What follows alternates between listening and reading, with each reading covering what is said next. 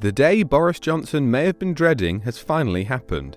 Some of his closest advisors during the pandemic have given evidence at the Covid inquiry.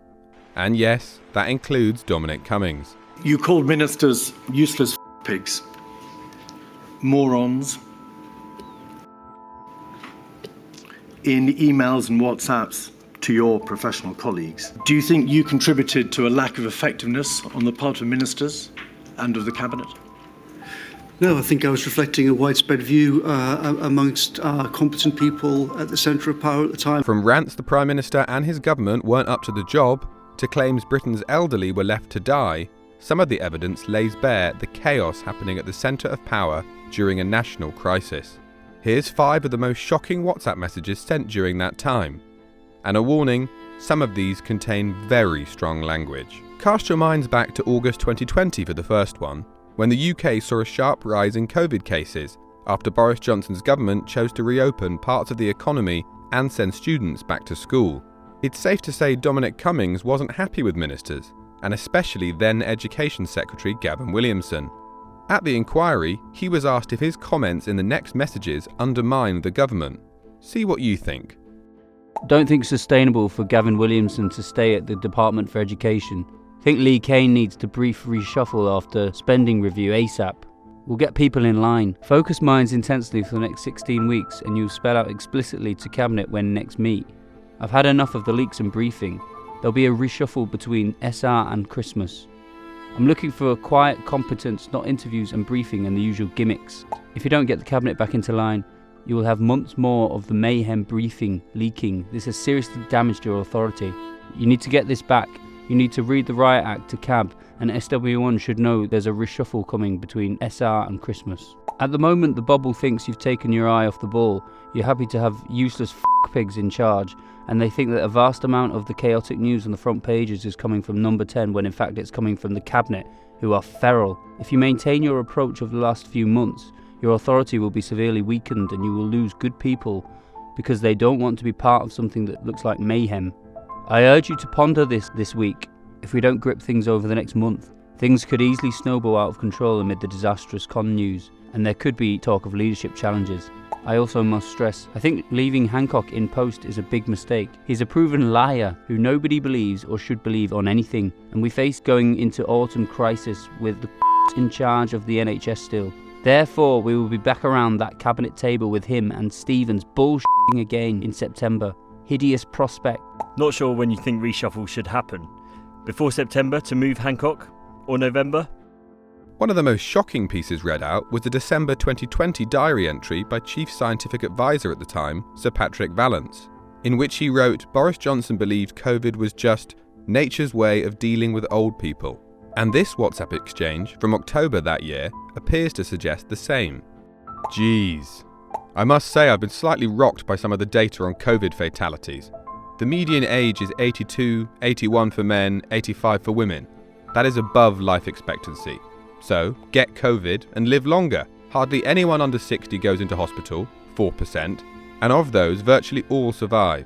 And I no longer buy all this NHS overwhelmed stuff. Folks, I think we may need to recalibrate.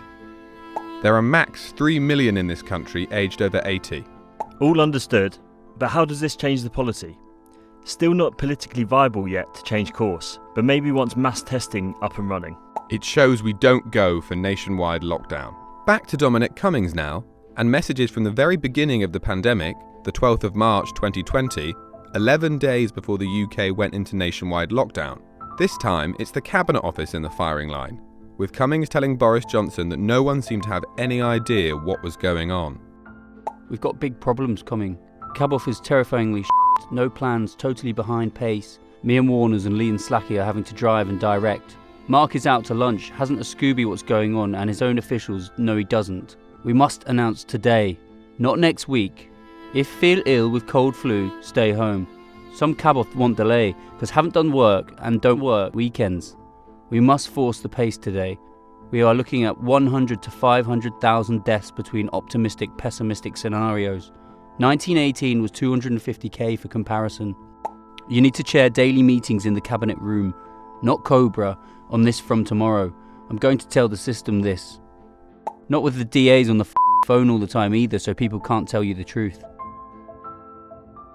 It's safe to say Dominic Cummings and Matt Hancock didn't exactly meet eye to eye, and these next messages show that relationship in black and white. In May 2020, former Health Secretary Hancock was maintaining that he'd put a protective ring around care homes, despite the high numbers of deaths in the early weeks of the pandemic. And with wide-scale mass testing still yet to really get off the ground, Dominic Cummings had had enough. Hancock is unfit for this job. The incompetence, the constant lies, the obsession with media bullshit over doing his job. Still no serious testing in care homes. His uselessness is still killing God knows how many. This morning you must ask him, when will we get to 500k per day? And where's your plan for testing all care home workers weekly? Okay, and let's get Dido Harding in today as well, and Kate Bingham. And finally, was Boris Johnson up to the job? It seems his advisors and closest allies at the time weren't sure. These exchanges in September and October 2020 between Cummings, former Downing Street Director of Comms Lee Cain, and former Cabinet Secretary Simon Case directly question his authority, and they even repeatedly referred to him by his not-so-favourable nickname, the Trolley. Gotcha. Thanks all. Makes perfect, depressing sense. After this morning's FT-driven performance by BJ, I'm at the end of my tether. He changed his strategic direction every day. Monday we were all about fear of virus returning as per Europe, March etc. Today we were in let it rip mode, because the UK is pathetic, needs a cold shower etc. He cannot lead and we cannot support him in leading with this approach. The team captain cannot change the call on the big plays every day. The team can't deliver anything under these circumstances. A weak team as we've got, Hancock, Williamson, Dido, Number 10, Cabinet Office, Permsex, definitely cannot succeed in these circs. It has to stop. Decide and set direction, deliver, explain. Gov isn't actually that hard, but this guy is really making it impossible. Totally agree. I'm already getting lots of despairing messages from people in meetings with him, and he's careering around on WhatsApp as usual, creating chaos and undermining everybody. Full trolley mode. It didn't take till weekend. What's his issue? Xmas cancelled stuff? Spectacular today. We want to open up the economy ASAP. Forget the bloody virus. I blame the messaging. #comms problem. Hancock has got to go. Joker. This government doesn't have the credibility needed to be imposing stuff within only days of deciding not to. We look like a terrible, tragic joke. If we were going hard, that decision was needed weeks ago. I cannot cope with this. Trolley.